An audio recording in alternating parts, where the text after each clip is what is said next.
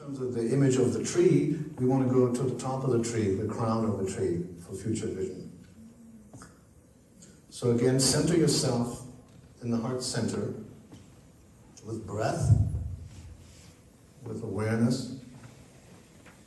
Think of the sun, fire of the heart center.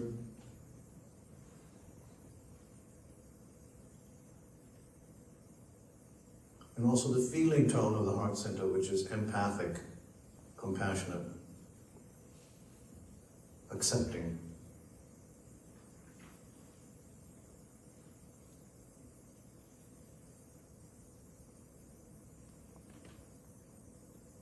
And this time you can actually visualize that you're sitting at a tree.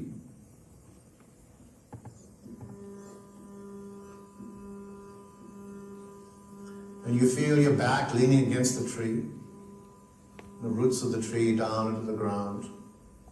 This is the Your World tree. And again, you're in connection with Mimir, the rememberer. You ask his permission to do this visioning.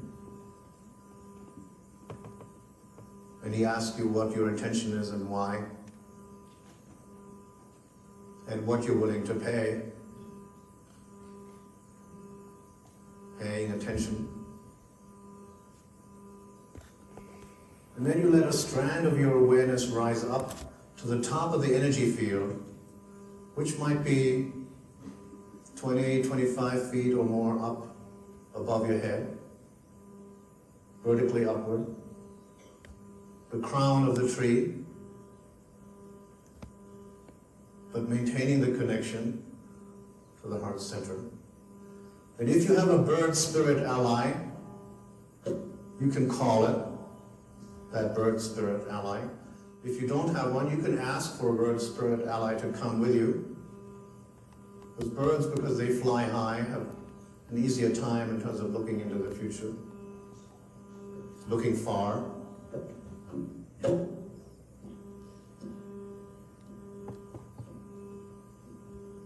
When you get to the top of the tree, you start to circle around like a bird, perhaps with your bird companion, and looking down at your world.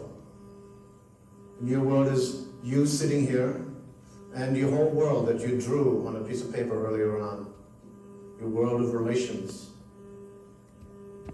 Just scanning it.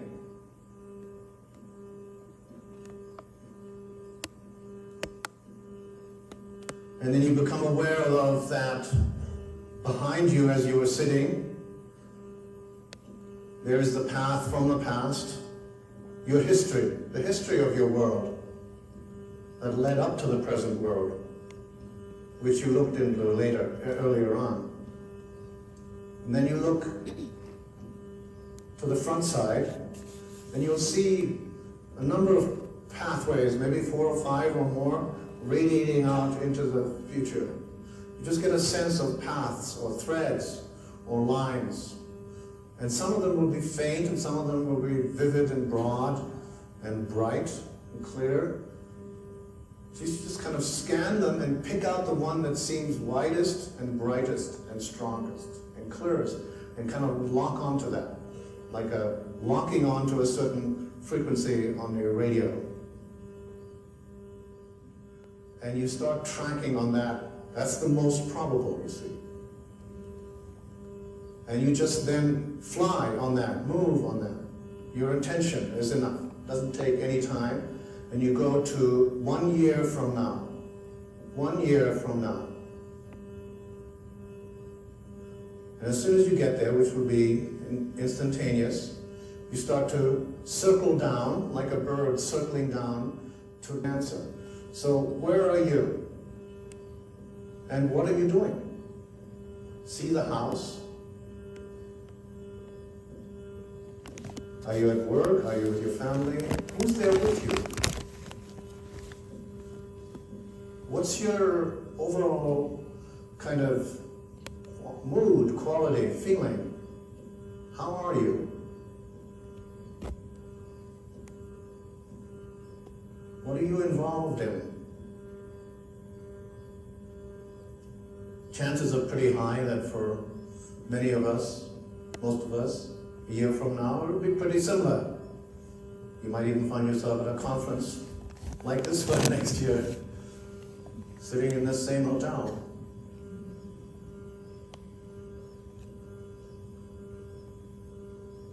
But the process is you just ask the question, and then the next thing that comes to you is the answer. Then you move on to the next one.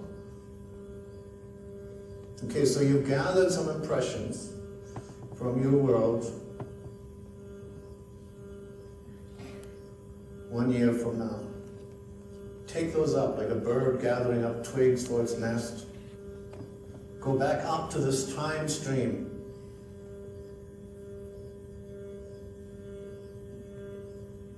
And now go to 5 years from now. It would be the year 2007, 5 years from now.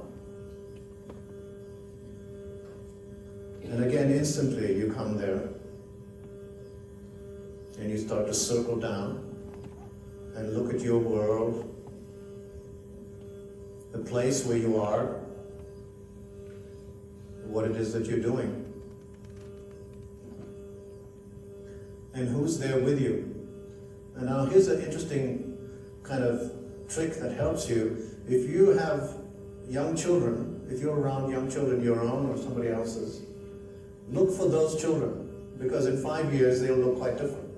The adults, like yourself, may not look that different. But a 5-year-old in 5 years will look different. That's how you'll know that's where you are.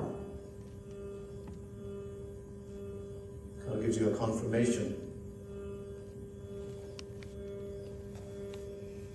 So look for what it is that you're involved in.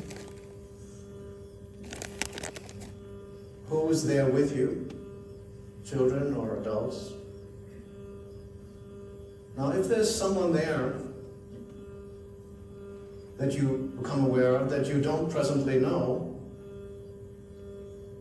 or recognize, you can ask who that is and what your relationship is to that person. You can ask what their name is.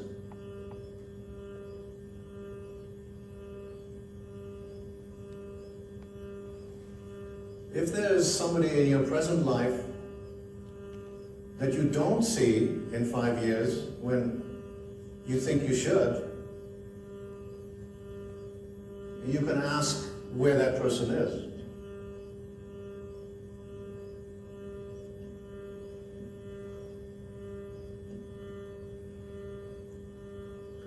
And you take whatever answer you get. And if you don't get a definite answer, then that's what, you don't get that at the moment. It's not, you can't know it at the present time. You just move on to the next question. And so, having scanned the main features of your own personal world, you can also then go and ask about the larger world in 5 years. You could ask about economic conditions, political conditions, earth conditions, or environmental conditions.